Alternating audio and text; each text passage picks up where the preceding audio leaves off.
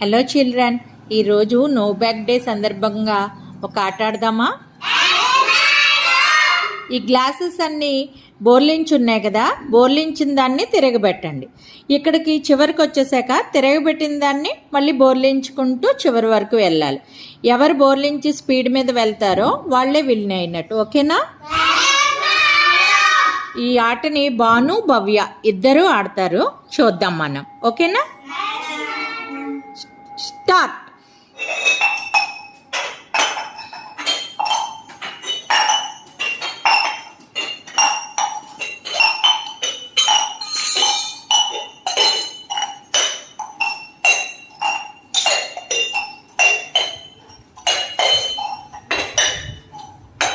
Claps కొట్టండి. ఎవరు